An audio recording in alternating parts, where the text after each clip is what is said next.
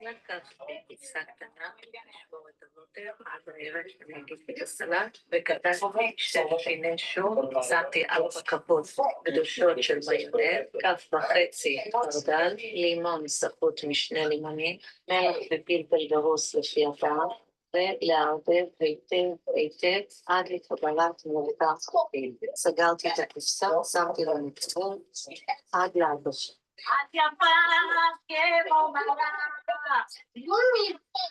תקשיבו, אתם לא שמים כפפות? זה לא יעבור. כל העולם. תסתובבו. לכם ג'יקה.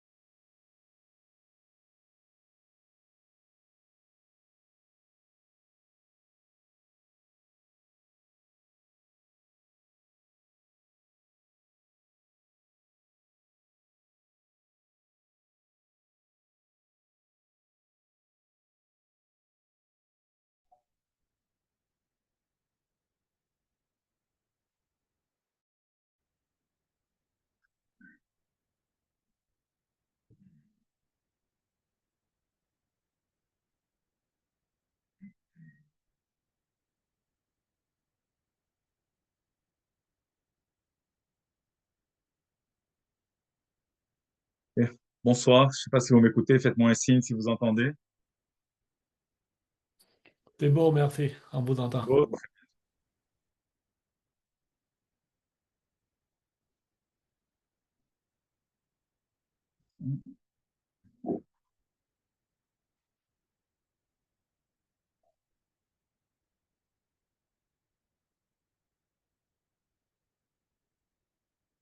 Très bien. Alors, la semaine dernière, on avait, on avait fait le sujet de Hachana Shabbat, c'est-à-dire est-ce qu'on a le droit de préparer pendant Shabbat quelque chose qu'on va utiliser en semaine. Et je pense qu'on avait tout couvert et on va comprendre pourquoi c'était important d'abord de faire ces halachot-là avant de passer au sujet, ce qu'on appelle Amila Lagoy de Shabbat. C'est-à-dire, est-ce que c'est permis de demander à un goy de faire une melacha Shabbat, de faire un travail pour moi Shabbat. Et on va voir que il y a d'abord c'est sûr qu'il y a une interdiction, c'est interdit, on va voir au fur et à mesure. On va voir dans quel cas ça va être permis de demander à un goy. Il va falloir distinguer entre melacha de oraita, melacha de rabanan, c'est-à-dire des travaux, des melachot qui sont interdites que la Torah nous a interdits, ou alors des travaux que Hachamim nous ont interdits, et on va donner des exemples. Pour illustrer ça, je pense que je vais vous raconter Maaseh Shaya, quelque chose qui m'est arrivé, et ça couvre plusieurs, si on veut, plusieurs parties de ce sujet. On sait qu'il y a un dîme que assez doché lota assez. Que veut dire assez doché lota assez? Lorsque la Torah m'ordonne de faire une mitzvah, à cause de cette mitzvah, je vais transgresser Shabbat. Comme par exemple, à l'époque du Beth Amikdash, faire un sacrifice, faire un korban Shabbat, c'est permis. Maintenant, le sacrifice, le korban, est relié avec beaucoup de melachot. Il y a la shrita qui est interdite, égorger l'animal. Il y a utilisé le feu sur le misbéach pour brûler certaines parties, etc. On comprend que, puisque c'est une mitzvah assez de faire un sacrifice à l'époque du Beth Amikdash, bien sûr, automatiquement, ça repousse, ça annule toutes les interdictions qui seraient des interdictions même de Oraïta, même de la Torah, ça les met de côté et c'est permis de les faire. Un autre exemple, qui est l'exemple le plus classique, c'est la Brit Mila. La Torah nous dit clairement, Bayom Hashemini Imol Besar Orlatu. C'est-à-dire, le 8e jour, il faut faire la mitzvah de Mila.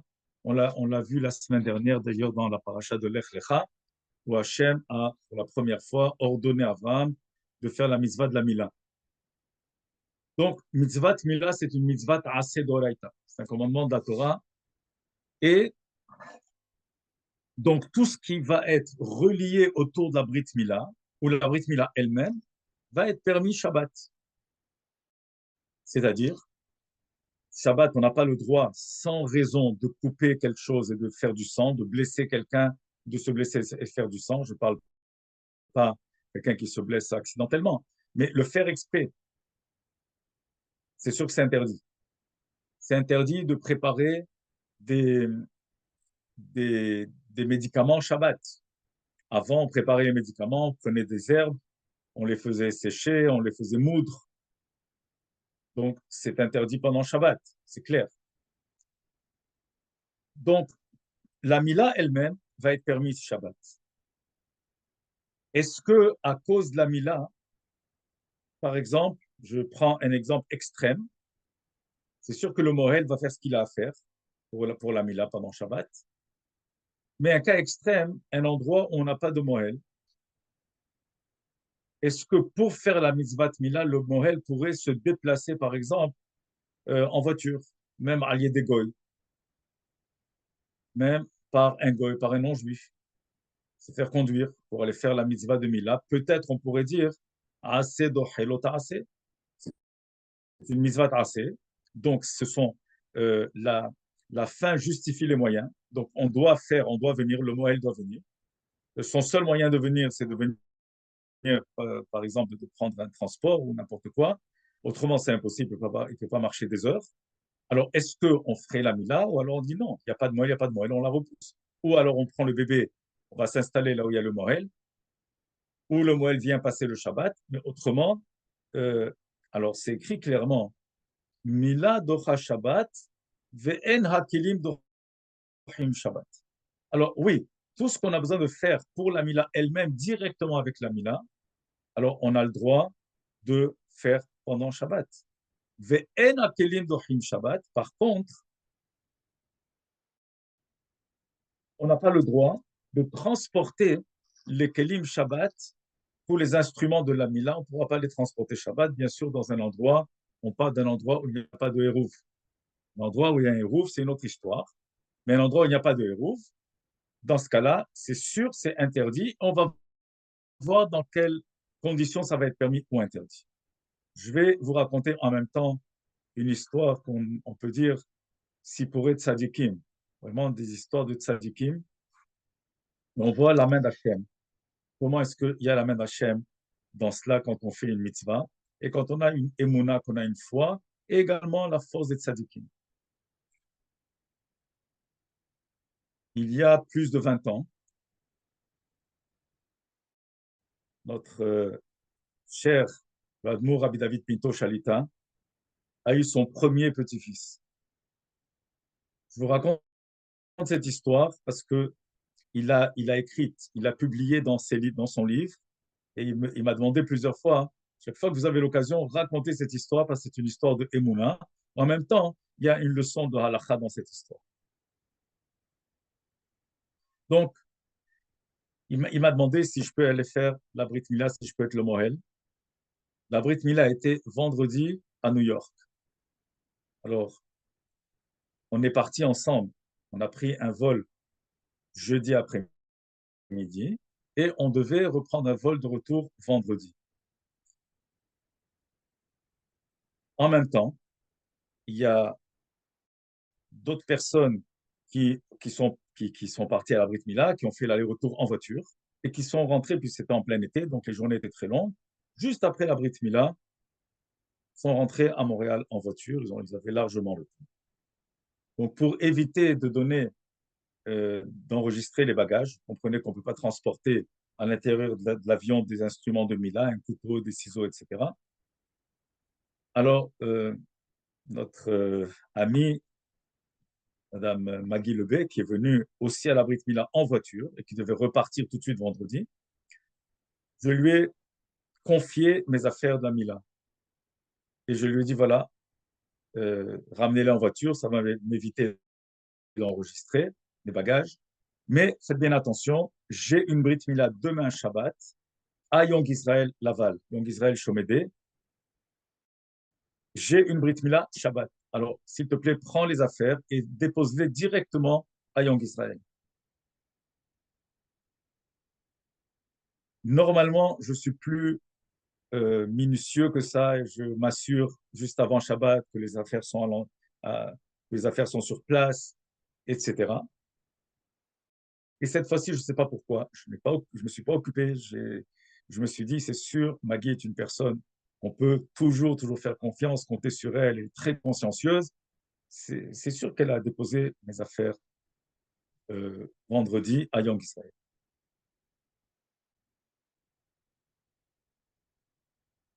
On est Shabbat matin à la synagogue, dans Shachrit. La Brit Mila devait avoir lieu à 2h30 de l'après-midi. Pendant Shachrit, il y a le Rav Ilan Akoka, que vous connaissez peut-être, qui est originaire de Montréal, qui a été rabbin à Vancouver, maintenant il est à New Jersey, qui est marié avec une fille de Laval. Donc il venait de revenir d'Eretz Israël, il a été apprendre la Mila en Eretz Israël, il venait de revenir, elle a passé Shabbat à Laval. Et bon, il est venu prier avec nous Shabbat et il m'a dit, voilà, j'ai appris la Mila, etc. J'ai dit, justement, Mila Shabbat, j'ai une Brit Mila cet après-midi, à 2h30 à Yom Israël. Si tu veux venir, je pense que c'est bien, ça vaut la peine de venir. Il m'a dit, j'aimerais bien, mais je suis fatigué du voyage. Je ne pense pas que je vais. J'ai été à l'avance à Young Israël pour m'assurer, récupérer mes affaires, me préparer. Voilà que je demande à droite, à gauche, est-ce que quelqu'un a déposé mes kelim, quelqu'un a déposé mes affaires? Personne personne ne savait de quoi je parlais. On a cherché partout et on n'a pas trouvé.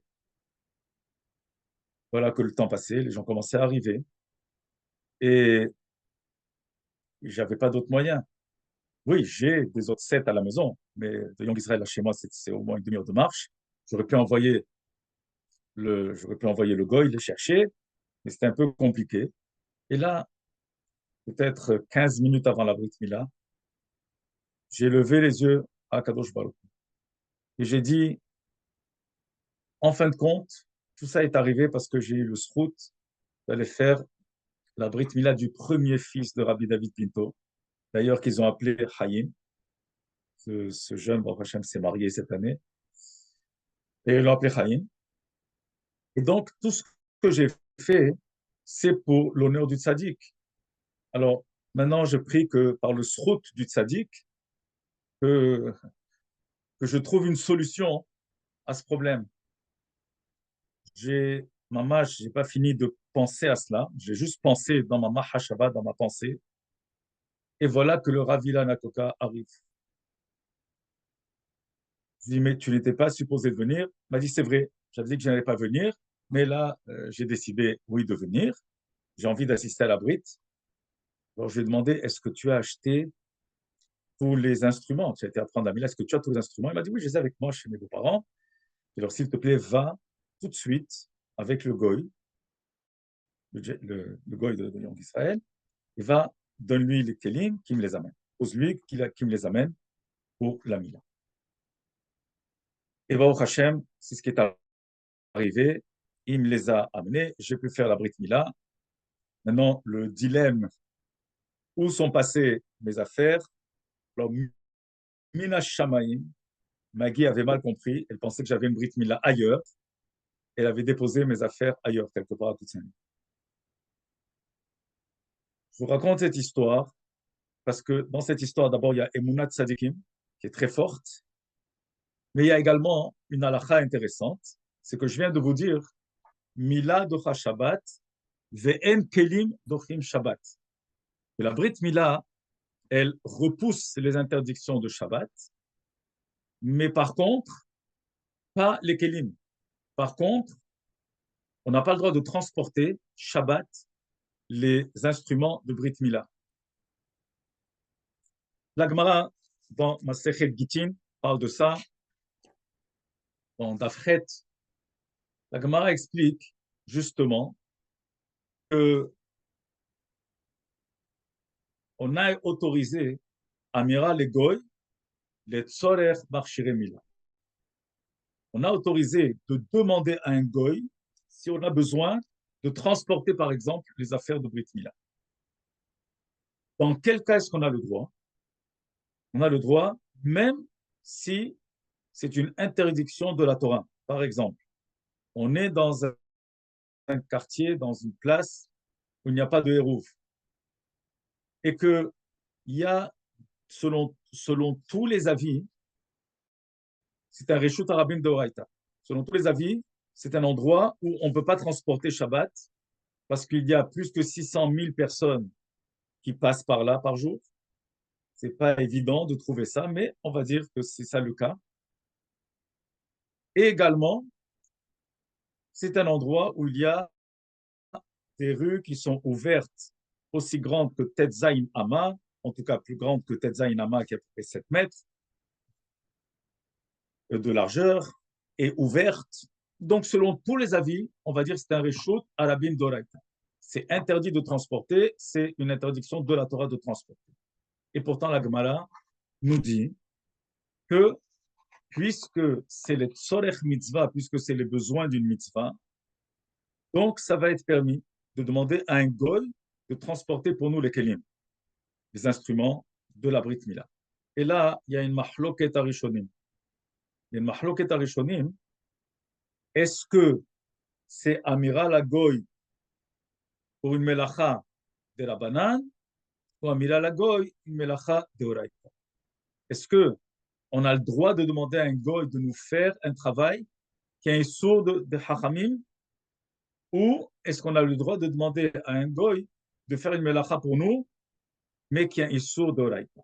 Par exemple, on va considérer que transporter les kelim, transporter les instruments de Milad dans cet endroit, c'est un reshut arabim d'Oraita. Selon tous les avis, c'est interdit, d'après la Torah, de transporter. Ou alors, non, puisque c'est un reshut qui est de la banane, c'est-à-dire c'est un endroit qui est entre les deux, où il n'y a pas vraiment 600 000 personnes qui passent là, et donc quand même, Hachamim nous ont interdit de transporter. Alors, est-ce que ça va être permis à Mira Lagoy, de Tzorech Mitzvah, B'Yisur de la banane? Ça va être permis de demander à un goy pour une interdiction de la banane, pour le besoin d'une mitzvah. Est-ce que ce sera permis de demander à un goy? La maskana, la conclusion, c'est que oui, comme on a dit, c'est une mahloket arishonim. Est-ce que la Gemara nous parle d'un issur de la banane ou un issur Torah? Et donc, en fin de compte, la conclusion serait que oui, puisque c'est le tzorech mila, c'est pour un tzorech mitzvah de brit mila précisément dans ce cas-là. Et donc, oui, ce sera permis, même si transporté dans cet endroit, c'est un issur de Oraita. Tout le monde n'est pas d'accord là-dessus. En fin de compte, c'est comme ça qu'on voit, mais c'est seulement pour la mila. Et qu'on ne peut pas déduire de ce cas-là, on ne peut pas déduire pour tous les autres cas. Et là, je vais m'expliquer. Pour pouvoir bien comprendre cette halakha, ce qu'on appelle Amira la Goy de Shabbat, on a le droit de demander à un Goy de faire une melacha pour nous Shabbat, on va d'abord parler des melachot d'Oraita, des travaux que la Torah nous a interdits, comme par exemple allumer du feu, allumer un feu, c'est Issur d'Oraita.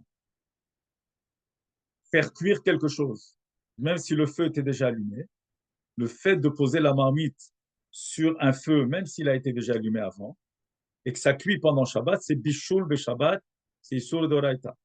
C'est interdit de cuire Shabbat. Donc, même à des goy, même demander à un goy de faire pour nous une melacha qui est interdite d'Oraita, on n'a pas le droit. Afilu le tzorech mitzvah, même si c'est pour une mitzvah. Et on va s'expliquer un peu plus. Donc, tout ce qui est interdit pour nous de faire Shabbat, en tant que juifs, tout ce qui nous est interdit de faire Shabbat, que ce soit Issur de la banane ou Issur de Oraita, que ce soit des travaux de la banane ou alors des melachot qui sont midivre sofim, qui sont que les Hachamim nous ont interdits, et je vais démontrer les différences. Ce sera quand même interdit de demander à un goy. Alors ça va remettre en question beaucoup de choses que nous voyons et qu'effectivement, on demande à un goy de faire pour nous pendant Shabbat. Je ne parle pas de demander à un goy de faire ce qui est permis pour nous Shabbat. Je donne un exemple. On reviendra dans les détails, mais juste un exemple. Je demande, j'ai un goy, j'ai une goya, j'ai une femme de ménage qui travaille chez moi, qui est à la maison. Ou dans un endroit, bon, un endroit public, c'est un peu différent, je ne vais pas mélanger le public maintenant, on va parler chez nous, dans des endroits privés. Je suis chez moi à la maison, vendredi soir, j'ai le droit de demander à la femme de ménage de faire la vaisselle pour Shabbat midi. Une vaisselle que je vais utiliser, on a vu clairement dans la halakha que même un juif peut faire la vaisselle dans les conditions qui sont permises Shabbat. Maintenant, j'ai une femme de ménage et elle a décidé, je lui ai demandé de faire la vaisselle et elle a décidé qu'elle veut utiliser le lave-vaisselle. Elle a décidé d'elle-même. La question est, c'est chez moi à la maison, elle utilise le lave-vaisselle. Alors, est-ce que dès que je l'ai vue en train de placer, par exemple, la vaisselle dans le lave-vaisselle, j'ai compris qu'elle va l'utiliser. Comme ça, c'est Le terme Ha'im ani sarich limchot ou lo sarich limchot. Est-ce que je devrais tout de suite lui dire d'arrêter ou alors non? Moi, je lui ai demandé de faire la vaisselle. Je ne lui ai pas demandé d'utiliser le lave-vaisselle et elle utilise le lave-vaisselle d'elle-même. D'après la halakha, hein, il n'y a pas de problème. D'après la halakha, elle peut utiliser le lave-vaisselle, c'est pour son intérêt à elle-même, parce qu'elle n'a pas envie de faire la vaisselle à la main. C'est elle toute seule qui a décidé d'utiliser le lave-vaisselle. Moi, je ne lui ai rien demandé. Je lui ai demandé, oui, de me faire la vaisselle d'une manière autorisée, mais elle a décidé de faire différemment. C'est son problème à elle, ce n'est plus le mien. Et dans ce cas-là, j'ai le droit de réutiliser cette vaisselle le lendemain. Pourquoi? Parce que moi, je n'ai rien demandé. Si je lui demande de faire la vaisselle directement et que mettre la vaisselle en marche, c'est une melachat deoraita, on va voir si oui ou non. Dans ce cas-là, oui, j'aurais transgressé et je n'ai pas le droit de tirer Hana'an. Je n'ai pas le droit le lendemain de réutiliser cette vaisselle.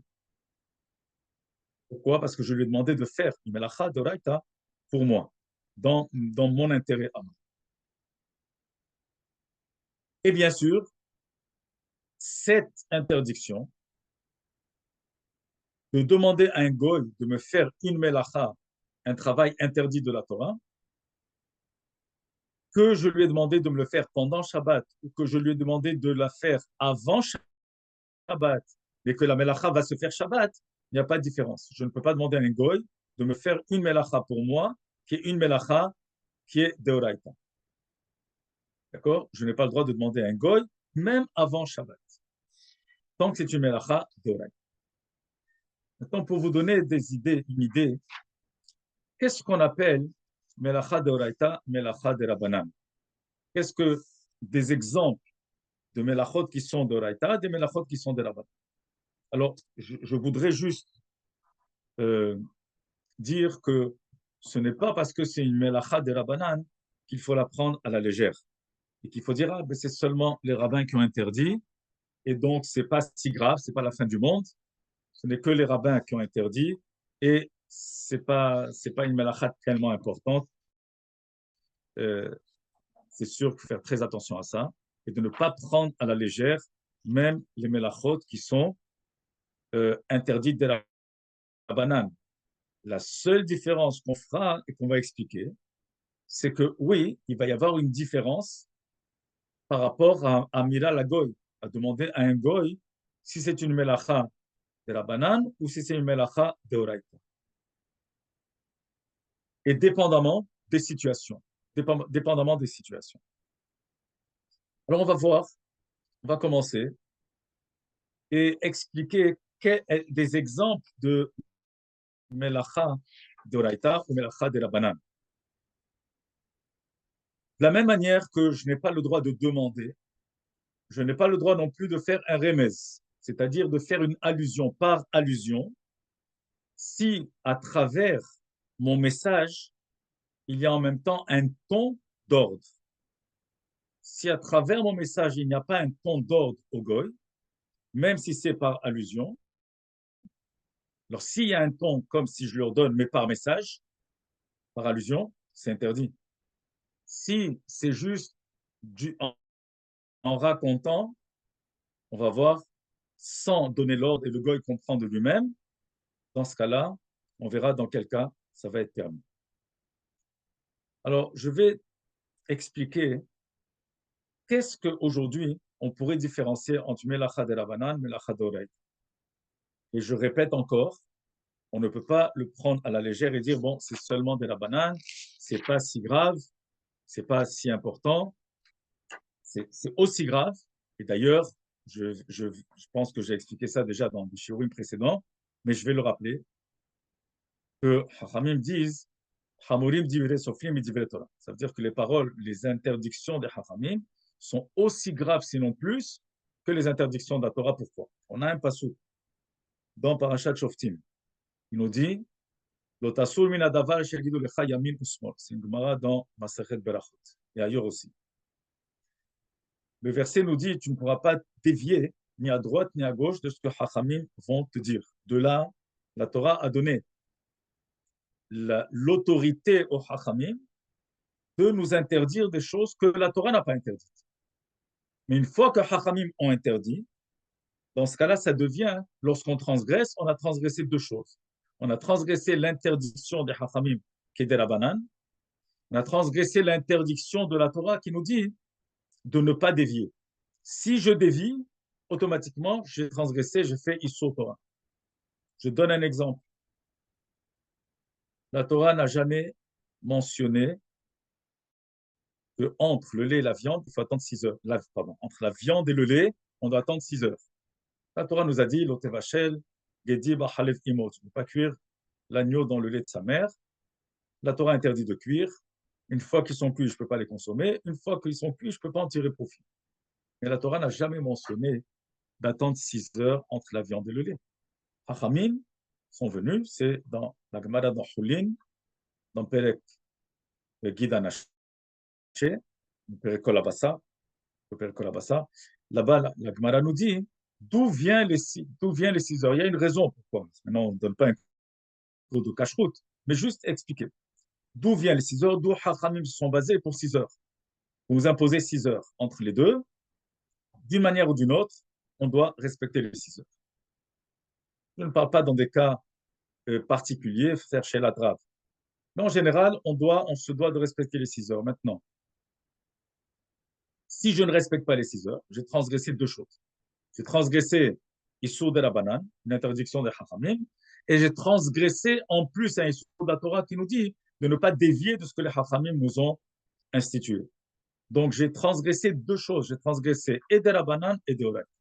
C'est pour ça que c'est écrit Hamurim divrei sofrim divrei Torah. C'est plus important, c'est plus grave de transgresser de la banane parce que je transgresse deux interdictions. Une de la banane, une de l'oreille.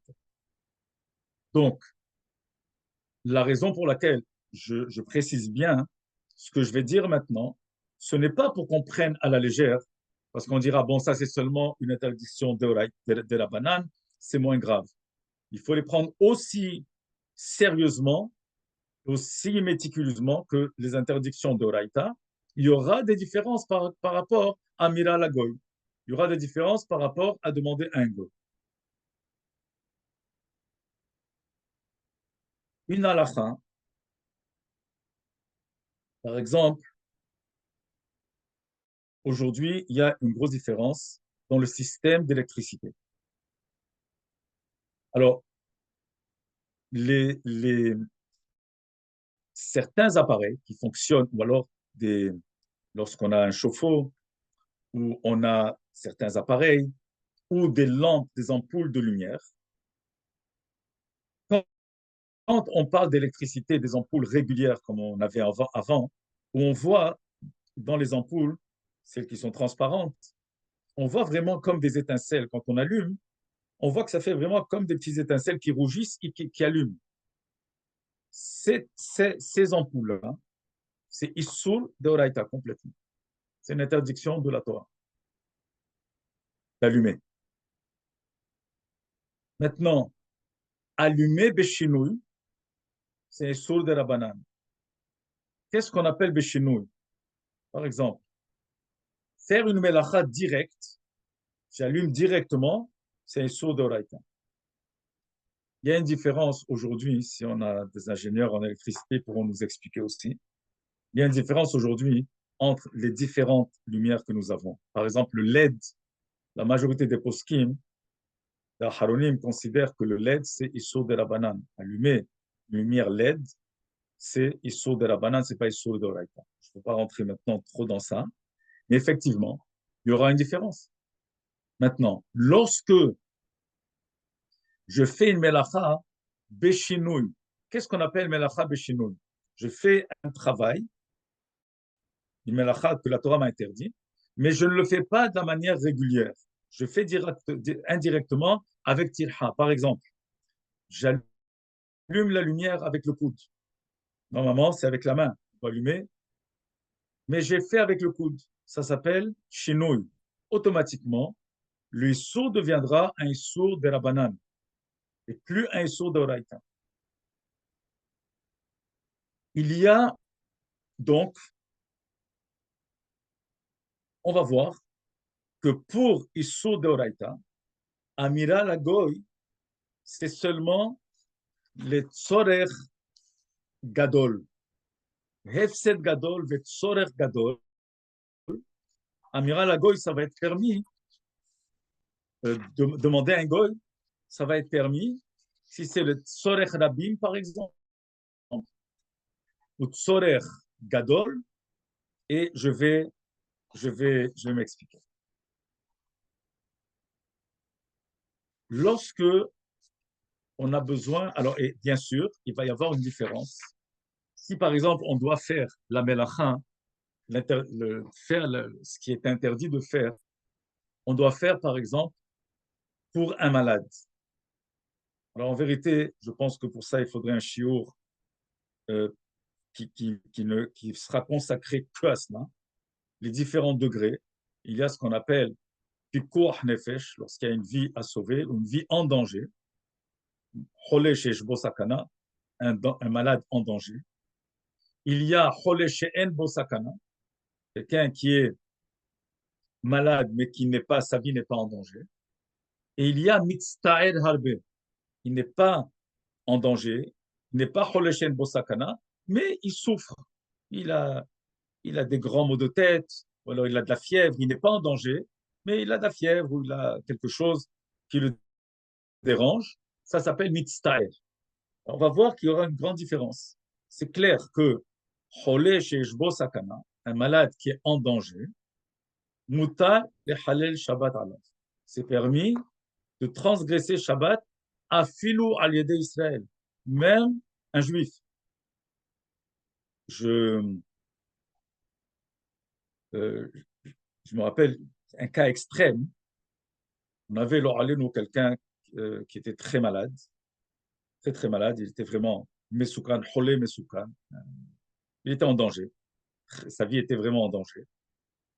Et il y avait un professeur, un grand professeur de médecine en France, à Paris, qui était spécialisé dans cette maladie et qui a accepté de se déplacer. Ils l'ont contacté Erev Shabbat. C'était un médecin qui était Shomer Torah et Mitzvot. Ils l'ont contacté Erev Shabbat. Il a posé des questions et il a décidé que c'est un cas de pikuach nefesh et que peut-être il pourrait faire quelque chose. Ça, c'est même un safek. Il n'était pas très sûr, mais peut-être il pourrait faire quelque chose pour lui sauver la vie. Il a pris l'avion Shabbat. Il a pris l'avion Shabbat et il est arrivé en plein Shabbat. Malheureusement, entre-temps, la personne est décédée. Pendant que le docteur était dans les airs, la personne est décédée. Il est arrivé à l'aéroport. Quelqu'un avait été le chercher à l'aéroport. Quand il est arrivé, il a tout passé. Il a passé les formalités. Il a fait tout ce qu'il avait à faire. Une fois qu'il est sorti et qu'il a rencontré la personne qui venait le chercher, sa première question était « Comment va le malade ?» Alors la personne lui a dit « Malheureusement, il est décédé. » Et dans ce cas-là, c'était Shabbat. Hein. Il est arrivé en fin de matinée. Il a dit dans ce cas-là, je ne bouge plus de l'aéroport, je m'arrête ici, je reste là jusqu'à Moutsaï Shabbat. Donc voilà, c'était un cas. Et Ken Haya, c'est ce qu'il a fait. Il est resté à l'aéroport jusqu'à Moutsaï Shabbat. Ça veut dire que quand c'est un cas de pikuach nefesh, on fait toutes les melachot, tout ce qui est interdit de faire, c'est permis de le faire à l'idée d'Israël. Et c'est un juif qui doit le faire, même plus que ça. C'est même écrit que lorsqu'on doit faire une melacha Shabbat pour sauver la vie de quelqu'un, il ne faut pas demander à quelqu'un qui est mehalel Shabbat de faire cette melacha. Il faut que quelqu'un même qui est shomer Shabbat doit le faire pour démontrer que c'est une mitzvah de le faire. Ils m'ont dit, halel alav Shabbat ahad,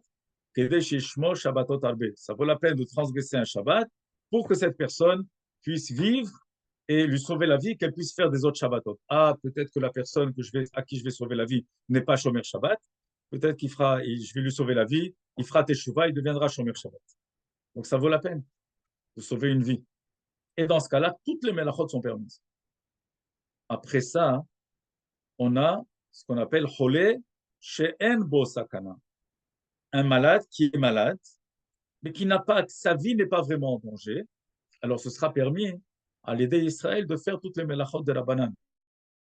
Ce sera permis de faire des melachot de Rabbanan par un juif. Pas juste à l'aider Goy, mais même un juif, mais cette fois-ci, les melachot de Rabbanan. Melachot de Oraita à l'aider Goy. Melachot de Oraita, on peut les faire par un Goy, mais les melachot de Rabbanan peuvent se faire à l'aider Israël par un juif. Comme j'ai dit, peut-être on donnera un shiur exactement par rapport à Cholé et Shabbat, quelqu'un qui est malade Shabbat. Mais je voulais juste déterminer qu'est-ce qu'on appelle par exemple des melachot de Rabbanan, de Oraita, des cas différents. D'après les poskim, un enfant de 0 à 1 an a le din, a le statut, même s'il est en bonne santé, il a le statut de Cholé Sheyesh Bo Sakana. Un enfant de 1 an à 9 ans, d'après le Rav Ovadia Yosef et d'autres poskim, ils disent que de 1 an à 9 ans, il a le din de Cholé She'en Bo Sakana. Pourquoi? Parce qu'il est fragile. Et donc, s'il a besoin, on verra des cas précis. On peut faire des melachot, soit à l'idée de Oraita, à l'idée Goy, soit melachot de Rabbanan, à l'idée Israël. Et après, il y a le dit de Mitztaer. Mitztaer, c'est quelqu'un, comme je dis, qui est en souffrance, et on verra bien les différences. Maintenant, je vais rentrer dans un cas intéressant et faire la distinction entre ce qu'on appelle, par exemple, dans un issur de la banane ou un issur de l'oreille, il y a une mahloket, un rishonim, comme dans le cas de Mila. Est-ce que c'est permis de faire une melachat de oraita, les tzorech mitzvah, pour le besoin d'une mitzvah, et c'est permis? Excusez-moi une seconde.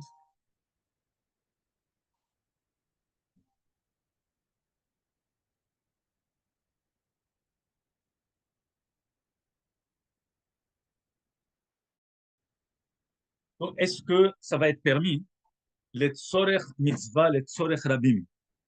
Alors, quand c'est les tzorech mitzvah yahid, quand c'est tzorech mitzvah pour un individu, pas pour un public, pas pour un tzibour, mais tout simplement pour un individu. C'est sûr que on n'a pas le droit de demander à un goy de faire une melacha qui est un sourd d'oraita. D'après le Baal Haïto, qui est un des poskim, lui considère que quand il s'agit de tzorech rabim, quand il s'agit des besoins d'une communauté, dans ce cas-là, ça va être permis de demander à un goy de faire une melacha deoraita. Et je donne un exemple. On est à la synagogue. Il y a un tzibour. Un tzibour, c'est au moins 10 personnes. Une assemblée, c'est 10 personnes, minimum de 10, le minyan. Il y a un minimum de 10 personnes ou plus. On est à la synagogue et voilà que la lumière s'est éteinte. Parce que quelqu'un a mal réglé la minuterie ou la lumière s'est éteinte. Maintenant, on est Shabbat. On est un tzibour et Yesh Tzorech Mitzvah, c'est pour les besoins d'une mitzvah. Quelle mitzvah? On doit prier. Les gens ne savent pas prier par cœur. Si tout le monde sait prier par cœur et tout le monde dit il n'y a pas de problème, nous on prie par cœur, on connaît tous, on avance, donc dans ce cas-là, il n'y a pas de raison. Mais ici, c'est un cas où les gens ne savent pas, ils ont besoin de suivre la prière et il n'y a pas de lumière du tout. Dans ce cas-là, les tzorech mitzvah, même si c'est un sourd de oraita, ça va être permis à l'idée goy. Ça va être permis de demander à un goy, mais il faut que ce soit donc deux conditions. Première condition, les tzorech mitzvah et tzibour pour une mitzvah, et que ce soit pour le besoin d'un tzibour, pour le besoin d'une collectivité, au moins d'une assemblée de moins de 10 personnes. Moins que ça, on ne demandera pas à un goy. C'est un tzorech tzibour, ce qu'on appelle. Ou alors, un autre exemple qu'on pourra voir. On est dans un pays où il fait très froid, en hiver. Et dans ce cas-là, on a, pour une raison ou pour une autre, où il y a eu un changement de climat, ou peu importe, on a mal réglé notre thermostat. On l'a mal réglé et la maison refroidit. Elle est très froide. Il y a dans cette maison des personnes âgées ou même des jeunes enfants qui, pour eux, c'est mesoukan. Pour eux, c'est dangereux. Rester dans ce froid-là, c'est dangereux. Donc là, ça va rentrer dans un din de tzorer gadol. C'est quoi tzorer gadol? C'est comme, même si la personne n'est pas malade, mais le fait qu'elle est âgée et que le froid peut nuire à sa santé, donc dans ce cas-là, ça va être permis de demander à un goy de venir régler, d'arranger le thermostat pour que le chauffage se mette en marche, ou même birklal, si on l'a mis, s'il n'était pas allumé, on a oublié d'allumer. Mais si ça n'arrive pas tellement parce que c'est sur thermostat, c'est automatique. Mais il y a des endroits, il y a des pays où les gens, ils attendent qu'il fasse très froid pour mettre les chauffages. Ils ne s'attendaient pas avant Shabbat, tout d'un coup il fait froid, tout d'un coup, ils ont besoin. Dans ce cas-là, s'il y a un risque de personnes âgées ou d'enfants, ou que ça devient dangereux même pour tout le monde, donc c'est un risque de pikuach nefesh, et ça va être permis de demander à l'Edego. Peut-être ce sera mieux de demander beremes. Ce sera mieux de demander indirectement par allusion au goy. Ça, c'est même si c'est une melacha qui est asura de oraita. C'est une melacha qui interdit d'oraita de mettre un chauffage en marche. On va voir quand il va s'agir d'une melacha de rabanan. Alors, la question est, en fin de compte, le goy n'est pas metsouvé. Le goy, lui, n'a pas de mitzvah de Shabbat. Donc pour lui, qu'il fasse une melacha, qu'il ne fasse pas de melacha, comme on dit, l'oma alev et ça ne va pas changer sa vie, pour lui, personnellement. S'il a transgressé Shabbat, ça ne rentre même pas dans l'interdiction de transgresser. Il y a une Gemara intéressante qui nous enseigne, c'est la Gemara dans Sanhedrin.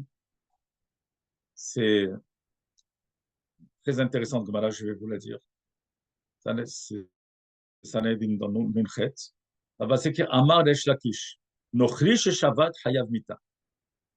ויום ולילה, שנאמר, ויום ולילה לא ישבותו. אמר אבינה, אפילו שני בשבת. Il y a un din de la Gemara nous ramène dans la Masechet Sanhedrin qu'un goy n'a pas le droit de respecter Shabbat. Goy chez Shabbat hayav mita. Un goy qui a fait le Shabbat au complet, il est hayav mita. D'ailleurs, parenthèse, lorsque par exemple quelqu'un est en processus de conversion, une conversion al-Pidin, bien sûr, avec un Beddin reconnu, on l'initie à Shabbat, on l'initie à Yom Tov, au jour de fête. Et c'est sûr qu'au fur et à mesure, on va lui demander de devenir Shomer Shabbat ou Shomeret Shabbat, au complet. Mais tant que la conversion n'a pas eu lieu, il a toujours le din de Goy, même s'il fait toutes les mitzvot de la Torah, il le fait par initiation, pour l'initier. On lui impose pour lui enseigner et qu'il s'initie à la Torah, au mitzvot. Dans ce cas-là, on va lui dire au goy, ça y est, tu es arrivé à un niveau où tu dois faire Shabbat au complet, mais fais une melacha. Fais juste une melacha pendant Shabbat pour ne pas que tu tombes dans cette interdiction que nochri chez Shabbat hayav mita. Plus que ça, Ravina ajoute, c'est quoi Shabbat afilu besheni? Afilu sheni beshabbat. C'est quoi sheni beshabbat? Le goy a décidé de faire Shabbat au complet lundi. Il décide depuis dimanche soir de la tombée de la nuit jusqu'à lundi soir de se reposer, de ne pas faire aucune melacha, faire Shabbat. Bon, il y a une mahloket, il y a le Rambam ici, très intéressant, qui dit dans la halachot Melachim que Goy chez Shabbat afilu mimotachol, s'il l'a fait juste pour lui-même, dans son intérêt à lui, dans ce cas-là, il est Hayav Mita. Même s'il a décidé de faire Shabbat un jour de la semaine. Il a décidé lundi, mardi. Il décide une journée et il fait Shabbat au complet, Hayav Mita. Pourquoi? C'est rapporté qu'il n'a pas le droit d'être kové à Shabbat le'atzmo. Il ne peut pas se fixer un jour de Shabbat pour lui-même ou bodé dat le'atzmo, c'est-à-dire il s'invente une religion. Bonedat milibo, comme ça dit le Rama, en Shulchan Aruch. Ça veut dire, pardon, c'est dans Yad Rama. Ça veut dire que un goy n'a pas le droit de s'inventer lui-même une religion. C'est une nouvelle religion. Il n'a pas le droit de s'inventer une nouvelle religion. Bon, il y a des autres poskim qui vont dire, on parle seulement de quelqu'un qui est Oved Avodah Zarah. C'est un goy qui n'est pas un idolâtre. Il n'y a pas de problème. Seulement, c'est dit seulement pour un idolâtre, pas quelqu'un qui n'est pas idolâtre en tout cas. Donc, il y a ici un dîne intéressant que d'un côté, on ne peut pas dire un goy, c'est-à-dire, ça n'a rien à voir avec un goy qui est shomer Shabbat ou qui n'est pas shomer Shabbat, mais le fait de demander à un goy de faire une melacha pour moi, de faire un travail pour moi, bien qu'un goy n'a pas de shlichut, ça veut dire quoi un goy n'a pas de shlichut? Je vais expliquer le din de shlichut. Le Maran dans Kiddushin nous dit que je peux mandater quelqu'un d'aller donner les Kiddushin à ma place. Je lui donne une bague, je lui dis va à telle femme, devant des Edim, la femme est au courant, elle accepte. Donne-lui les Kiddushin et tu lui donnes les Kiddushin à ma place pour moi. Mekudeshet. Par exemple, Shimon a demandé à Réhouven d'amener les Kiddushin à Sarah. Automatiquement, dès qu'elle a reçu les Kiddushin de Réhouven, elle est Mekudeshet à Shimon. Elle devient la femme de Shimon. Pourquoi? Parce que Yesh din shlichut, on dit shlucho shel adam kemoto. Le shaliach d'un homme, celui qu'il mandate, c'est comme si c'était lui-même. Donc il a donné les Kiddushin à cette femme et il lui a dit voilà, par ces Kiddushin-là, tu es sanctifié à telle personne, tu es marié à telle personne, elle est mariée. Non, s'il demande à un goy d'être son shaliach, il dit à un goy va, donne les Kiddushin à cette femme et tu lui diras Ariat mekudeshet li, les ploni betabadzu. Voilà, tu es marié à telle personne avec cette bague qu'il t'a envoyée et n'a mekudeshet. Elle n'est pas mariée. Pourquoi? Parce que le goy n'a pas de din de Kiddushin. Le goy n'est pas mandaté du tout pour pouvoir faire une chose pareille que lui n'a pas l'obligation de faire. Donc, en shlichut le goy. Par contre, dans Melacha Shabbat, yesh shlichut le goy. C'est très intéressant que dans demander à un goy de me faire une Melacha, il y a le din, ça rentre dans l'interdiction de din de shlichut. Donc, clairement, je reprends ce qu'on a dit. Sauf dans des cas extrêmes. De pikuach nefesh, c'est même à l'idée d'Israël, même un juif a le droit de faire. Mais dans des cas de tzorer tzibour, pour les besoins d'un tzibour, comme le Baalito nous enseigne. Tzorer tzibour, le besoin de tzibour, une communauté, les tzorer mitzvah pour une mitzvah, ou tzorer gadol, quand il y a un grand besoin, même si ce n'est pas pour une communauté, ce n'est pas pour un tzibour, comme on a expliqué, dans ce cas-là, ça va être permis de demander à un goy de faire une melacha de oreille. Maintenant, si c'est une melacha de la banane, si c'est une melacha qui est une interdiction des hacham, est-ce que j'ai le droit de demander à un goy de me faire une melacha de la banane? Le tzorech mitzvah, comme ça il dit le Mishnah Berurah, comme ça c'est rapporté. Qu'est-ce qu'on appelle tzorech mitzvah? Tzorech mitzvah, par exemple, comme j'ai expliqué tout à l'heure, il y a une brit mila et on doit transgresser une interdiction de la banane, on doit transporter dans un endroit qui est carmélite, qui n'est pas Issour de Oraïta, c'est-à-dire un endroit qui est entre les deux, qui n'est pas vraiment un domaine public, qui n'est pas un domaine privé, mais qui est entre les deux. Chachamim ont interdit de transporter. On peut demander à un goy si on a besoin de transporter quelque chose. Ça s'appelle Tzorech Mitzvah. La Brit Mila, c'est un peu différent parce que, comme j'ai expliqué tout à l'heure, après la Gemara, on comprend que même les sous d'Oraïta. Là-bas, on ne peut pas déduire le Brit Mila pour autre chose. Mais par exemple, lorsque j'ai une melacha derabanan, une interdiction qui est de Hachamim, et qu'il y a un tzorech mitzvah, dans ce cas-là, Amira le'akum va être permise. Ça va être permis de demander à un goy. Et je vais donner, on va voir des exemples.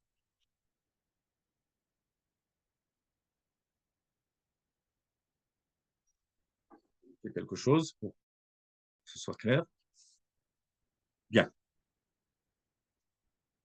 Donc, je récapitule. Melacha qui est interdite de la Torah, on n'a pas le droit de demander à un goy de la faire à philo bimkom mitzvah, même si c'est pour les besoins d'une mitzvah. Sauf quand on a dit, si c'est pour le tzibour, on est tzorer gadol.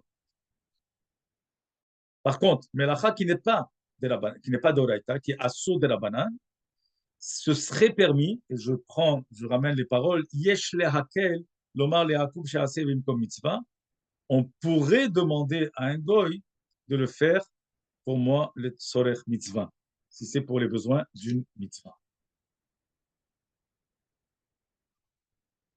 Par exemple,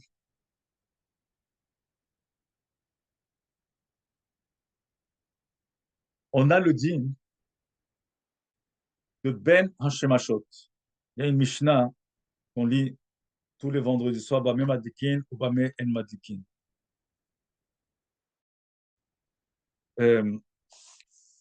Ou peut-être, c'est un peu compliqué, ça va nous rentrer dans trop de complications. Je vais donner un autre exemple.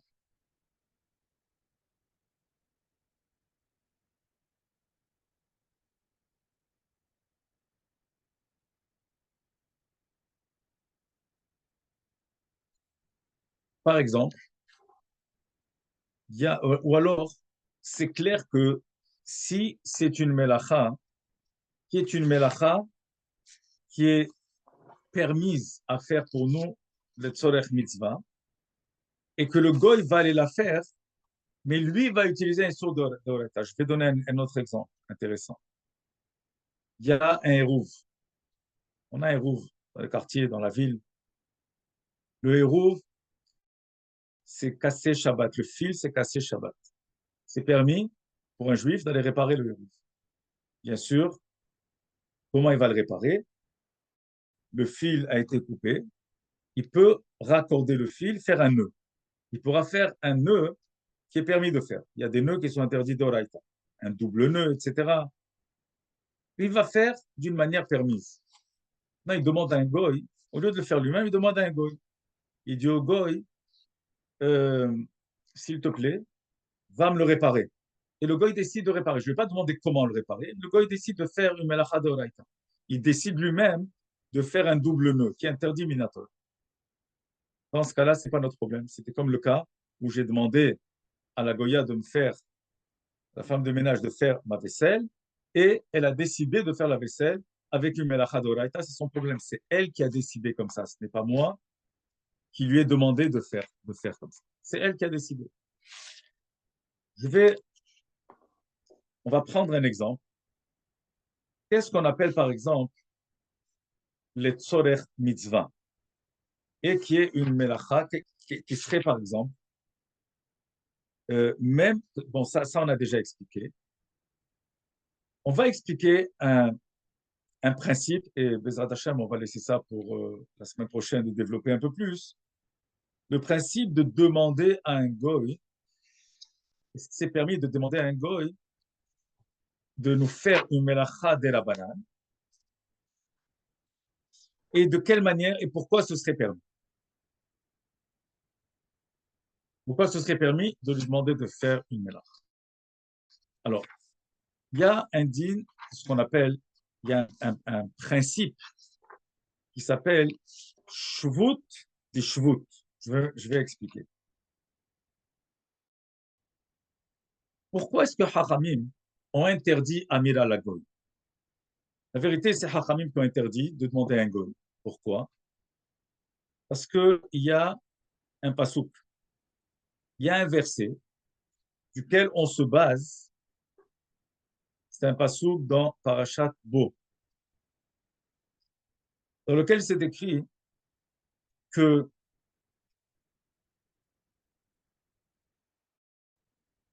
du mot hu levado yaselachem, c'est-à-dire on peut faire, il y a des travaux qui seront faits que pour nous et que par nous.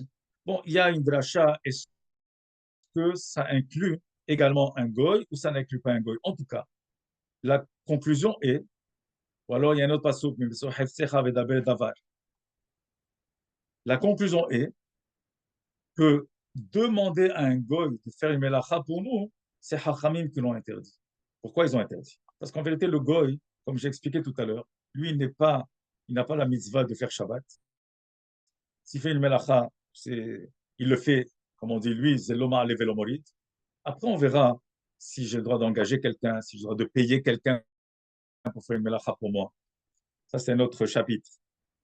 Mais il y a ce que Hachamim, en fin de compte, ils ont dit, on ne peut pas se baser sur ces versets pour dire que Amira la goy, c'est d'oraita. C'est une interdiction de la Torah de demander à un goy de nous faire du melacha. C'est Hachamim qui ont interdit. Et pourquoi Hachamim ont interdit? Chez l'autre, Shabbat kala be'inav. Yavo la asot melacha be'atzmi. Pour ne pas que le Shabbat soit pris trop à la légère et que facilement on demande à un goy de faire des melachot. Si on demande aussi facilement, un beau jour, on pourra les faire nous-mêmes. Donc, pour ne pas rendre le Shabbat trop, pour ne pas prendre à la légère le Shabbat, c'est la raison pour laquelle Hachamim ont interdit Amira Lagoy. Donc, Amira Lagoy, c'est ce qu'on appelle Shvut. C'est Hachamim qu'ils ont interdit. Ne fais pas. Dans une melacha qui est interdite des Rabbanan, que je demande à un goy de faire cette melacha pour moi, ça devient Shvut di Shvut. Le premier Shvut, c'est Amira, c'est de demander à un goy, mais je demande, c'est un saut de la banane de demander au goy de faire une melacha pour moi Shabbat. Et en plus, cette melacha, c'est une melacha de la banane, c'est pas une melacha de Braïta. Et donc, dans ce cas, Hachamim m'ont dit, Shvut di Shvut, le tzorech mitzvah, mutar. C'est permis, Shvut di Shvut, le tzorech mitzvah. C'est-à-dire que si c'est pour une mitzvah, je n'ai pas dit une mitzvah pour le public. On a dit tout à l'heure, une mitzvah pour le public, d'après le Baal Haïto, même si c'est une issue de Oraïta, ça va être permis. Ici, on parle pour un individu. Est-ce que ça va être permis de faire de demander à un goy de faire une melacha derabanan, les tzorech mitzvah pour un individu? On va comprendre que c'est permis. Et donc, ça, c'est le principe. Ça s'appelle shvut di shvut, les tzorech mitzvah. Première interdiction derabanan, c'est de demander au goy. Deuxième interdiction, je lui demande de faire une melacha qui est derabanan. Alors, si par exemple, on va dire que allumer la lumière, l'électricité, et je parle quand on a des ampoules comme on avait avant, pas de LED, comme certains disent que c'est de la banane, une ampoule est allumée vraiment, c'est un saut d'oraïta. Mais je demande au goy d'allumer la lumière avec son coude, avec un chinouille. En faisant un chinouille, même si la melacha, c'est une melacha d'oraïta, faisant un chinouille, le faire différemment que la manière normale, ça devient de la banane. Automatiquement, ça devient shvut di shvut, de la banane, de tzorech mitzvah. Alors je suis assis, d'un coup, j'ai oublié d'allumer la lumière dans la chambre, et il commence à faire nuit, je ne vois rien, et je veux étudier, je veux prier. Encore, je répète, ce n'est pas un tzibour, ce n'est pas une assemblée, je suis tout seul. Est-ce que j'ai le droit de demander au goy d'allumer la lumière, sachant que c'est un sourd d'oraïta? Non, je n'ai pas le droit. Non, si je demande au goy d'allumer la lumière d'une manière de la banane, c'est un sourd de la banane, oui, je peux lui demander, c'est shvut di shvut le tzorech mitzvah.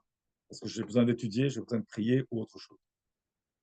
Alors, qu'est-ce que je fais? Je lui demande, s'il te plaît, allume la lumière avec ton coude. Allumer la lumière avec un coude, avec le coude, c'est tirha. C'est un dérangement, c'est pas la manière normale d'allumer.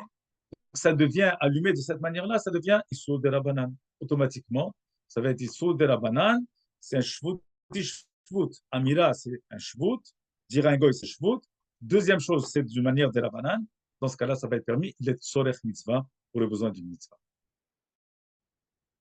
Maintenant, si le goy n'a pas compris, et il dit celui-là, il est fou, il me demande d'allumer la lumière avec le coude, et il décide d'allumer la lumière, normalement, ça c'est son problème à lui, et j'aurai le droit de tirer hana'a de cette lumière, les sorech mitzvah. Maintenant, si je demande à un goy d'allumer la lumière, pour moi, pas avec un chenouille, c'est un saut d'oraita, je n'ai pas le droit de tirer hana'a, je n'ai pas le droit d'en profiter. Quand est-ce que j'aurai le droit d'en profiter? Si par exemple, vendredi soir, j'ai oublié de régler la minuterie, vendredi après-midi, on n'a pas réglé de minuterie, ou j'ai oublié de laisser les lumières allumées. On rentre à la maison, tout est Hosher. Hosher Afela. C'est sombre, c'est obscur. Il y a un peu de lumière. C'est pas Hosher complètement, c'est pas Hosher Afela. Il y a un peu de lumière, il y a les bougies de Shabbat qui sont là. Dans ce cas-là, je peux dire au goy, le Tzolech Mitzvah, un remez, et lui dire, c'est sombre dans cette chambre. Et le goy comprend de lui-même et il allume. Ça va être permis de tirer hana'a, ça va être permis de d'utiliser ces lumières. Pourquoi? Parce que de toute façon, il y avait un peu de lumière. Ce que le goy a fait, c'est qu'il a ajouté de la lumière. Mais même s'il n'avait pas ajouté, je pourrais m'en sortir avec les nérodes Shabbat qui sont allumés. Je peux lire, pas assez bien, mais je peux quand même lire, je peux m'asseoir à table, je peux manger, mais ce sera plus agréable s'il y a plus de lumière. Dans ce cas-là, oui, ça va être permis. Pourquoi? Parce que de toute façon, il y avait déjà un peu de lumière, il n'a fait que ajouter de la lumière. Alors voilà des cas différents. De là, pourquoi j'ai amené tout ça? Peut-être c'est beaucoup d'informations. Pourquoi je ramène tout ça? C'est qu'on ne peut pas prendre à la légère et dire ah oui, c'est un goy, c'est permis de demander et il n'y a pas de problème. Alors, c'est pour ça qu'il faut connaître, il faut savoir qu'est-ce que c'est Melachat de la banane, Issour de la banane, qu'est-ce que c'est Issour de Oraita. Il faut connaître tout ça. C'est pour ça que c'est important d'apprendre, d'étudier et de savoir les Melachot. Si on a des questions, on demande, pour s'assurer, mais pas décider de soi-même ou alors déduire de soi-même et surtout pas ce qu'on appelle mesdames et milta, les milta, de comparer les cas et de dire ah ce cas est permis alors l'autre aussi va être permis. On n'a pas le droit de faire ça, ça c'est donné aux rabbanim, aux posquets halacha, ceux qui connaissent, ceux qui savent faire un psak halacha. Juste pour terminer, Maaseh Shaya, une histoire quelque chose qui est arrivé. Shabbat, vendredi soir, dans une yeshiva, la lumière est partie et il y avait tout le manger pour 200 bachorim, tout le manger était sur des platanes de Shabbat, des plaques de Shabbat. Bien sûr, il n'y a plus de lumière, tout va être froid. Alors, il y a un Rav, un Dayan, au Sek Halacha, qui habite juste pas loin de la yeshiva. Alors, un des Bachorim a demandé au Rosh, des rabbanim de la yeshiva, et en général, ce pas des posca halacha, ils sont des grands érudits, mais ce pas c'est pas des gens qui tranchent les halachot. Alors, il lui a dit, voilà ce qui est arrivé. Qu'est-ce qu'il a répondu? Eh bien, ils n'ont qu'à faire Kiddush Hashem, ils n'ont qu'à sanctifier le nom d'Hashem, ils mangeront tous froid demain. Et notre Bachour a entendu ça, il a été chez le Dayan qui habite à côté. Après, à passe sa porte, il a demandé, voilà ce qui est arrivé. Il a dit, il n'y a pas de problème, c'est Sorech Mitzvah, c'est pour les besoins d'une mitzvah de Seudat Shabbat. Sorech Labim, pour le public, c'est pour une assemblée. C'est Onek Shabbat également, de manger chaud Shabbat. Les Bachorim seront meilleurs, ils seront plus contents, ils vont mieux étudier. Donc il y avait plusieurs significations, plusieurs raisons. C'est un Tzorech Mitzvah. C'est donc pour un public. Alors il lui a dit, le Rav lui a dit, il n'y a pas de problème, demandez un goy. C'est mieux de le faire Beremez, c'est mieux de demander un goy par allusion qu'il vienne rallumer, remettre la lumière. Il dit oui, mais le Rav, un des rachés Shivot, ils ont dit que non, il faut qu'on mange froid. Alors le Dayan a dit, il n'a qu'à lui aller à la maison manger froid, mais pour vous, il n'y a pas de problème. Pour le Tzorech, la bim, il n'y a aucun problème de faire comme ça. Mais ça, il n'y a que des rabbanim qui peuvent se permettre de faire un psak et de décider exactement. Alors voilà, on a un peu touché un petit peu à toute l'idée de Amira Lagoy. La semaine prochaine, Bezrat Hashem, on donnera plus de détails, plus des cas bien plus précis, comme ça on comprendra plus Mamoutar Maasour et On parlera aussi d'un bébé. Il y a beaucoup de questions qui se posent. Est-ce que c'est permis, par exemple, il y a des mamans qui allaitent, des mamans qui sont obligées de pomper du lait pendant Shabbat. Ça, en vérité, c'est plus simple de faire une sheila personnelle, privée, parce que c'est pas une halakha qu'on peut donner en public pour tout le monde, parce que chacune est un cas différent. Chacun est un cas différent. Chaque bébé est un bébé différent. Donc, ce genre de sheilot, par exemple, une maman qui a besoin de pomper du lait en plein Shabbat, et comment est-ce qu'elle peut faire? Qu'est-ce qu'elle fait du lait? Si est-ce que l'enfant prend autre chose? Est-ce que l'enfant il prend des formules également? Est-ce qu'elle ne peut pas utiliser une pompe manuelle, elle est obligée d'utiliser une pompe électrique? Alors tout ça, c'est des chélotes qui sont des... Et c'est très difficile de répondre comme ça, une réponse universelle. Ça, ce sont des genres de chélotes, des sortes de chélotes que chacun doit poser à son rave compétent dans ces halakhot-là pour pouvoir avoir une réponse. On ne peut pas donner une réponse. C'est pas une réponse pour tout le monde. Il y a d'autres cas comme ça qui seront des cas différents. Alors, je pense qu'on va arrêter là. Et s'il y a des questions, je peux prendre quelques questions, mais pour qu'on puisse, voilà, qu'on puisse avancer.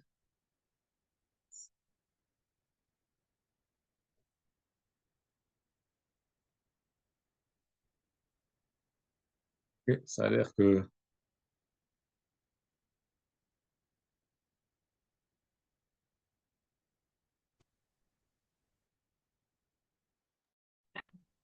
Rabbi Bena? Oui, Oui, oui, bonsoir tout le monde. Je voulais savoir, est-ce qu'on a le droit de demander avant Shabbat, disons, ou à l'avance à un goy ou goya qui est souvent chez toi, par exemple, euh, d'attendre à ce que on va donner des indices ou des remèdes. Ça veut dire que ils comprennent ça déjà à l'avance ou avec si on écrit une note à l'avance, pouvez-vous m'ouvrir la lumière? Est-ce qu'on peut se préparer à l'avance avec le goy qu'il est préparé pour ça, qu'il sera préparé? très bien, ok. Très bonne question. Alors, euh, on va faire une différence entre melacha de rabbanan et melacha de oraita. C'est clair qu'une melacha de oraita, comme on a expliqué tout à l'heure, je ne peux pas dire à un goy avant Shabbat, l'avertir qu'il me fasse la melacha Shabbat. D'accord? Si c'est une melacha issur d'oraita, qui n'est pas le tzorech rabim, qui n'est pas pour le besoin d'une, comme on a dit, d'une assemblée, ou le tzorech gadol, qui a un grand besoin, on dira que c'est quoi tzorech gadol. Donc, je ne peux pas, avant Shabbat, lui demander de le faire pendant Shabbat, même si Shabbat, je ne vais rien demander, et je ne peux pas non plus laisser une note. Que le goy vienne pendant Shabbat, qu'il trouve une note, et que d'après cette note, il comprend qu'il doit faire une melacha de oraita, une sourde oraita, c'est interdit. Et même si on le dit Beremes, aussi c'est interdit, même si on fait une allusion, c'est également interdit. Ce qui veut dire que toute melacha de oraita, je ne peux pas demander à un goy de le faire avant Shabbat, pour moi. Maintenant, on va voir qu'il y a des cas, par exemple, un peu différents. Par exemple, la Gemara rapporte, euh, ça en vérité, c'est même en plein Shabbat. Mais il y a par exemple un issur de Mouktsé Shabbat. C'est quoi un issur de Mouktsé? J'ai des, des instruments de travail qui sont à l'extérieur dans le jardin. Par exemple, une machine quelconque, la marchandise. Et je ne m'attendais pas à ce qu'il allait pleuvoir. Et toute cette marchandise, ou ces, on va dire, ces instruments, peu importe, c'est Mouktsé. Bon, Mouktsé, il faut comprendre que tout le din de Mouktsé, ça c'est un autre domaine, un autre chapitre. Tout le din de Mouktsé, c'est Issour de la banane, pas Issour de l'oreille. Tout le din de Mouktsé. Et donc, je ne peux pas déplacer ce Mouktsé, mais il y a de la pluie, il va pleuvoir. Il va commencer à pleuvoir. Et si je laisse ce Mouktsé à l'extérieur, Yesh Hefsed Mamon, il va s'esquinter, je vais perdre, je vais avoir une perte. Dans ce cas-là, ça va être permis d'être Sorer Hefsed, ça va être permis même en plein Shabbat de demander au goy de déplacer, de le rentrer à l'intérieur. Si, bien sûr, tous les sources, c'est de la banane. Maintenant, s'il y a un sourd de Horaïta et qu'il faut faire, il faut sauver le mammon. Par exemple, pour aller nous, il y a tout d'un coup un feu. On sait que délicat et Shabbat, un feu Shabbat, c'est très délicat. il y a des halachot, que la Gemara elle explique que Matzil, j'étais Seudot, Matzil Seuda, dépendamment si c'est le soir, si c'est au milieu de la journée, combien je peux sortir avec moi, en tout cas, c'est des halachot intéressantes. Mais il y a un din, par exemple, que je peux demander à un goy d'être Matzil. Allez-nous, il y a un délicat, il y a un feu, et je veux sortir un Sefer Torah, je peux demander à un goy d'être Matzil le Sefer Torah. Alors, mais c'est clair que quand ce n'est pas des cas comme ça, des cas extrêmes, donc je répète, je n'ai pas le droit de demander à un goy avant Shabbat de me faire une melacha pendant Shabbat, qui est une melacha d'Oraïta, et je ne peux pas non plus lui laisser un mot avec des instructions. Il va trouver pendant Shabbat et faire cette melacha. Merci beaucoup.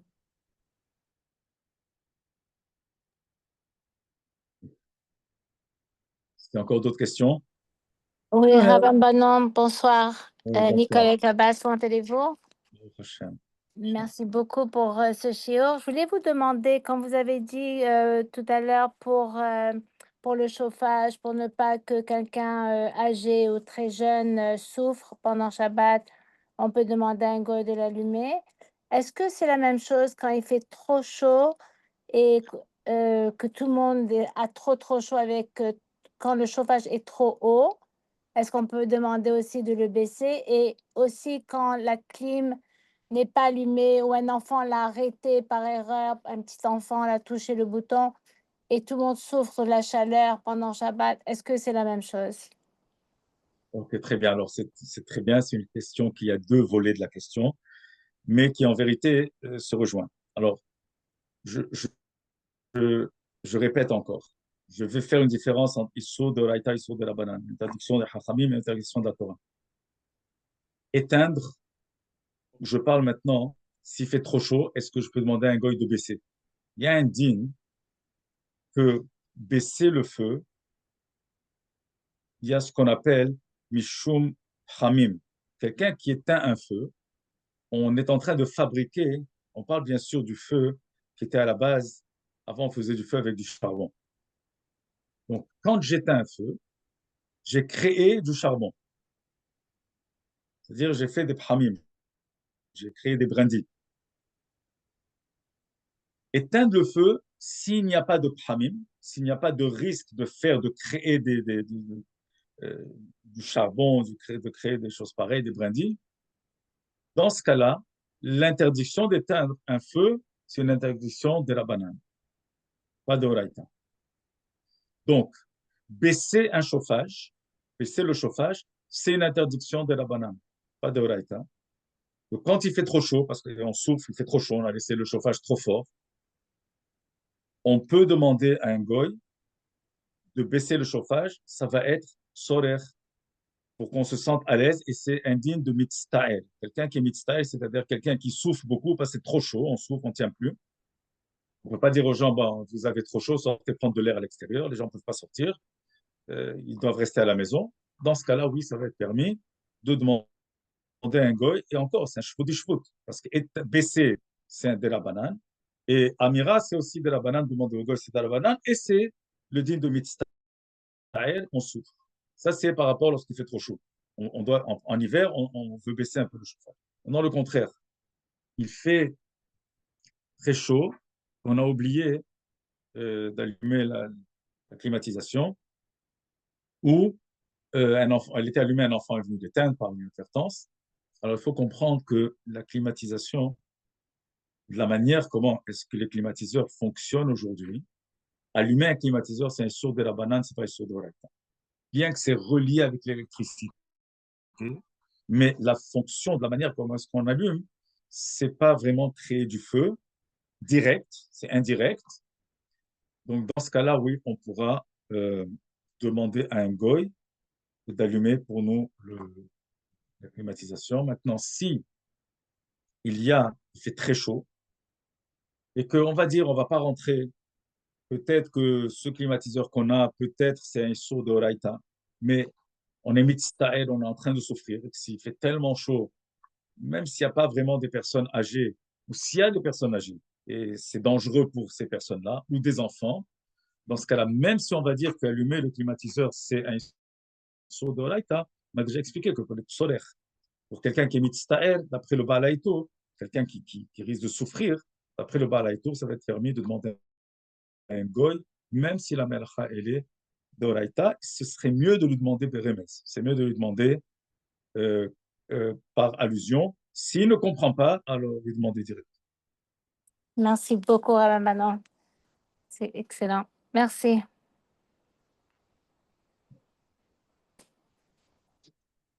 Encore une question? Oui, bonjour Ramadan. J'ai Oui. une question, c'est concernant le dishwasher. Si on a demandé à une Goya de nous laver la vaisselle et elle a décidé de l'utiliser pendant Shabbat, est-ce qu'on a le droit après d'avoir Anna sur la vaisselle le lendemain? Je n'avais pas bien compris. Oui, alors c'est ça, c'est bien. J'ai dit tout à l'heure que, je répète, si je demande à une Goya, à une femme de ménage, n'importe qui, une non-juive bien sûr, de faire la vaisselle, et la vérité, c'est que même pour un juif, c'est permis de faire la vaisselle si j'ai besoin de cette vaisselle pour le repas suivant de Shabbat, soit de vendredi soir à Shabbat midi, soit de Shabbat midi à Souda Shelichit. C'est permis de faire la vaisselle. Même un juif a le droit de faire la vaisselle. La seule chose, c'est que le juif va faire la vaisselle avec des restrictions. On fera attention à comment utiliser une brosse pour ne pas essorer l'éponge, on fera attention de ne pas utiliser l'eau chaude, etc. Maintenant, puisque pour moi, c'est permis de faire la vaisselle, je peux demander à un non-juif de faire la vaisselle pour moi. Donc, cette personne a décidé, et je parle encore dans le cas où j'ai besoin de la vaisselle pour Shabbat encore, ou pour la deuxième Souda, c'est-à-dire Souda Shnia, la Souda du jour, ou pour Souda Shelichit. Maintenant, cette femme de ménage a décidé que elle veut, pour elle-même, moi je ne vais pas demander, mais elle préfère, elle est paresseuse un peu, et elle préfère utiliser le lave-vaisselle, elle le fait d'elle-même. Si elle l'a fait d'elle-même, c'est permis d'utiliser la vaisselle en plein Shabbat. C'est-à-dire de tirer Hana'a de cette vaisselle en plein Shabbat. Maintenant, il y a un autre dîme, c'est que dans des cas comme ça, dans des cas comme ça, on ne veut pas que le lave-vaisselle dérange l'atmosphère du Shabbat. Non, si c'est par exemple, on a été dormir et elle met le lave-vaisselle elle-même, ça ne nous dérange pas l'atmosphère du Shabbat, on n'a même pas besoin de lui faire la remarque et de lui dire, bon, attention, Shabbat prochain, quand je te dirai de faire la vaisselle, n'utilise pas le lave-vaisselle.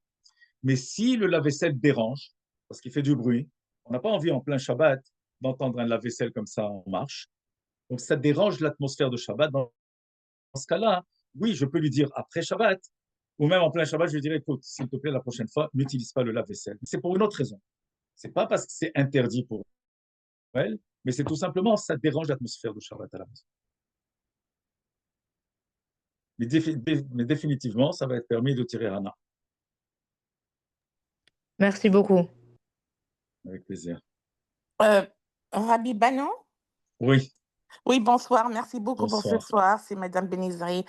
J'ai deux questions. Premièrement, est-ce que quand on doit demander un goy, est-ce qu'on lui demande directement ou est-ce qu'on fait comme des indices, on lui fait comprendre? Et deuxièmement, si par exemple, j'ai ma mère qui est là, elle est très âgée et il n'y a pas de goy du tout dans le quartier, je trouve personne. Qu'est-ce qu'on fait, par exemple, si le chauffage il marche et il doit être allumé? Qu'est-ce qu'on peut faire? Si ça vient à la santé de quelqu'un, il n'y a pas de Oui. goy. Oui, très bien. Okay. Alors, la première question, je vais répondre que quand c'est une melacha d'oraïta, quand l'acte que je vais lui demander de faire, c'est une interdiction de la Torah, d'accord?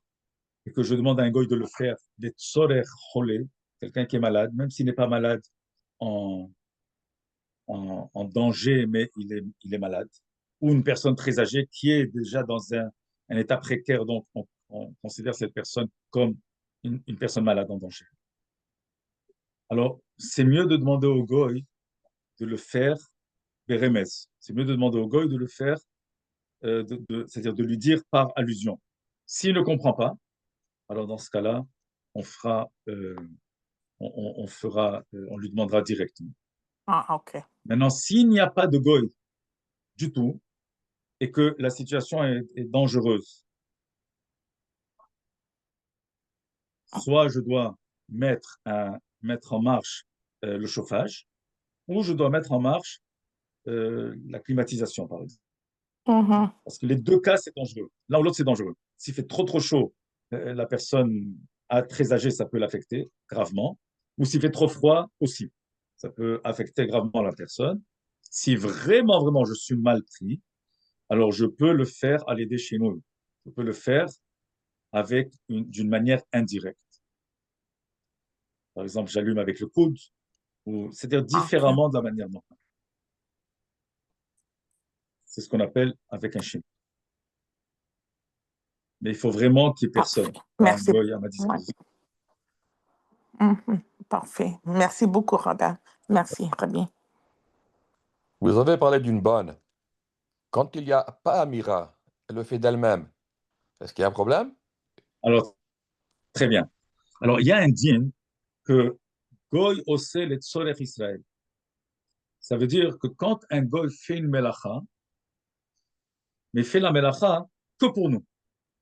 Le goy a décidé de lui-même de faire la melacha pour nous. Je parle d'une melacha d'oraita. Par exemple, je suis assis dans mon salon, il n'y a pas de lumière. Je n'ai rien demandé. Je n'ai pas demandé d'allumer, je ne lui ai pas demandé quoi que ce soit. Et la Goya décide d'allumer la lumière. Je dis, Tof, moi, je ne vais pas demander. Elle l'a fait d'elle-même, mais elle n'a pas besoin de cette lumière. Ça veut dire qu'elle ne va pas s'installer et utiliser la lumière. Si, par exemple, je suis assis dans mon salon et je suis bien comme je suis, je suis dans l'ombre, pas dans l'ombre, oui, c'est ça, c'est obscur, l'obscurité, et je suis là, je suis bien, je me repose. Et elle a besoin de rentrer dans cette chambre et de prendre quelque chose. Et elle allume. Dans ce cas-là, j'aurai le droit de profiter de cette melacha parce qu'elle l'a fait, les tzorech atzma, elle l'a fait pour elle, elle n'a pas fait pour moi. Dans ce cas-là, puisqu'elle a allumé, elle a allumé, je peux après ça en profiter. Il dit, tiens, c'est bien, maintenant que c'est allumé, je vais étudier, je vais lire, je vais prier. Ça, c'est dans le cas où elle a fait la melacha pour elle. Dans le cas où elle a fait la melacha, les tzorech Israël, par exemple, moi je suis assis, elle n'a rien besoin, elle passe par là, elle me voit assis, je ne lui ai rien demandé, et elle décide d'allumer d'elle-même. Pour moi, c'est un problème. Je n'ai pas le droit de tirer Hana'a et je dois sortir de cette chambre où je ne peux pas étudier ou lire à travers cette lumière. Et si elle a fait la malachat que pour moi, que pour Israël. Donc il y aura une différence.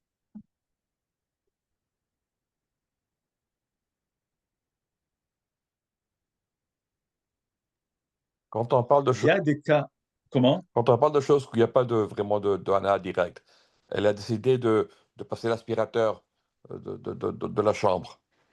Au lieu de... Ah, alors non, non. Quand il n'y a pas un Hana direct, ça c'est-à-dire il n'y a pas de Hana goufa chez le Melacha. C'est-à-dire quand il y a une Hana direct de la Melacha, c'est un problème. Mais quand elle a décidé, elle, de passer l'aspirateur, elle a décidé de faire quelque chose, oui, pour que la maison soit plus propre, quoi que ce soit, on ne profite pas directement de goufa chez le Melacha. C'est indirect. Maintenant, encore, je dis, si ça me dérange, si par exemple, elle décide de passer l'aspirateur quand on part à la synagogue, oui, qu'on n'est pas à la maison, et elle décide, elle, c'est plus facile pour elle. C'est son problème. Elle a une melacha à faire, elle le fait pour elle-même, elle le fait comme ça, c'est elle qui décide. Bien sûr, j'ai le droit d'en profiter. Mais c'est le goufa chez melacha. Mais si on est là à la maison. Mais si, par exemple, moi, je suis à la maison, et Shabbat, ça me dérange, comme j'ai dit tout à l'heure, comme pour le lave-vaisselle, ça me dérange, ça dérange mon atmosphère de Shabbat. Je suis là, et elle est en train de passer l'aspirateur. C'est le Shabbat. C'est pas... Dans ce cas-là, je peux lui dire après, s'il te plaît, ne passe pas l'aspirateur Shabbat. Ça manque après ou pendant qu'elle le fait? Alors c'est ça, la question elle est, est-ce qu'un Israël film chotba, est-ce que je dois lui dire tout de suite pendant qu'elle le fait, s'il te plaît, je ne veux pas d'aspirateur. Alors dans ce cas-là, qu'est-ce qu'elle va faire? Elle va arrêter, elle va l'éteindre. Éteindre, c'est de la banane, c'est pas d'oreille. Donc est-ce que Ani Chayav lim chotba, ou alors je la laisse, même si ça me dérange un peu, et après je dirai, s'il te plaît, prochaine fois, Shabbat, pas d'aspirateur. Ça va dépendre comment je me sens. Si ça ne me dérange pas vraiment, bon, ça va 15 minutes et ça va passer, alors je lui dis rien. Mais normalement, si ça me dérange beaucoup, je n'aime pas ça, je n'aime pas voir ça, je ne veux pas que mes enfants ils voient ça, je ne veux pas que les petits-enfants soient au milieu, ils voient l'aspirateur en marche Shabbat, c'est une question de chinour. Alors là, je peux faire Ania Cholim Chod. Je peux lui dire, écoute, ça me dérange. Et bon, elle va l'éteindre, c'est elle qui l'a allumé, elle va se débrouiller comment l'éteindre. Éteindre, c'est de la banane, c'est pas de l'oreille. Donc, il m'a fri, Ali, si ça me dérange, oui, Ani Mocheba.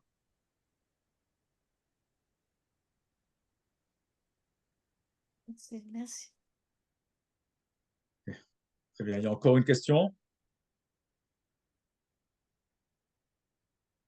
Bon, s'il n'y a plus de questions, alors Bezrat Hashem, on continuera la semaine prochaine. Juste la semaine prochaine, sachez que le shiur sera lundi. Ça arrive des fois qu'on est obligé de changer, mais pour l'instant, pour la semaine prochaine, Bezrat Hashem sera lundi. Voilà, bonne soirée.